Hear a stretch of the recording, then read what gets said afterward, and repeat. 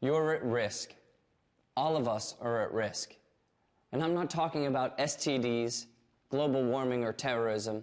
I'm talking about your life online. You're at risk of having your computer taken over so that perfect strangers can read your email, access your bank accounts, pilfer your credit card numbers, and even steal your identity. A cold, dark room. It smells disgusting. The creatures in front of you shake uncontrollably, packed one on top of another in tiny wire cages. To eat, they have only crumbs in front of them, and to drink, only a dirty bowl of water. Many have eye problems, ear problems, diseases, and infections. They've never been groomed, they've never been for a walk, and they've never seen the sun. For too many dogs across America, this is how life begins in a puppy mill. What do you think of when I do this?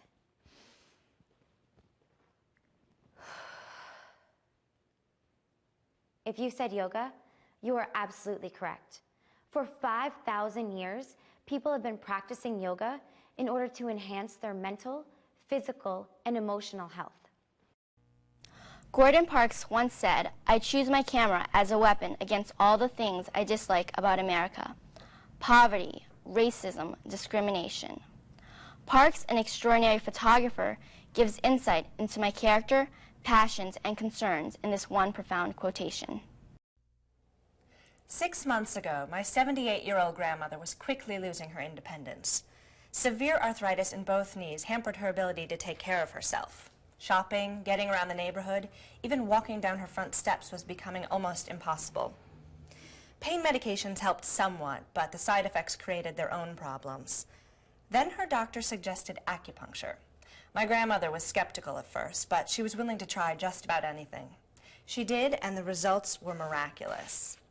After 6 weeks, her pain and stiffness were significantly reduced. She was able to take care of her apartment again. She could get out on her own to go shopping, to visit friends and family, and to do the other things that her arthritis had prevented in the past. Acupuncture restored her quality of life and her independence. My grandmother's story is not unique. Performed for well over 2,000 years in China and other parts of Asia, acupuncture is becoming more and more popular in the US and other Western countries for one simple reason. It works. Thank you.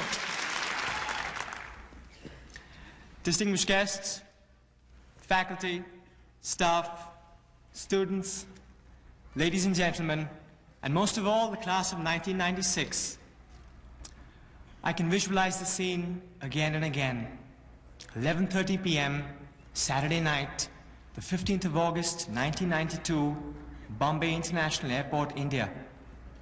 I was leaving home for the University of Richmond, and as I said that final goodbye to my parents, my family, and my friends, and as I saw hope, expectation, even a tinge of sadness in their eyes, and as I stepped aboard the Boeing 747 in front, I knew my life had changed forever.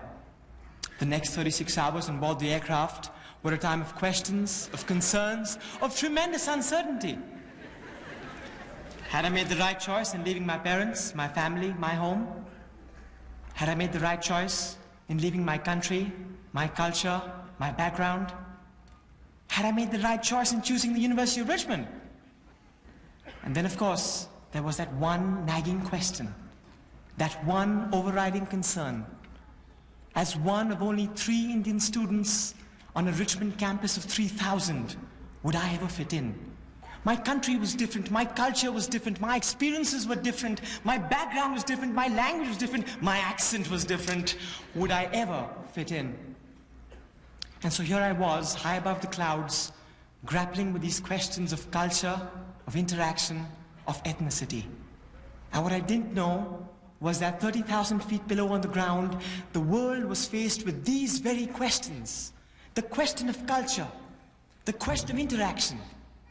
And so whether my aircraft took off from Bombay, where the Hindus and the Muslims lived together in a most fragile peace, or whether my aircraft was over Africa, where the Hutus and Tutsis of Rwanda and Burundi had this long-standing animosity, or whether my aircraft was over Bosnia, where the Serbs, the Croats, the Muslims and the Bosnians had broken yet another truce. The question was the same. could different cultures ever come together to reinforce one another?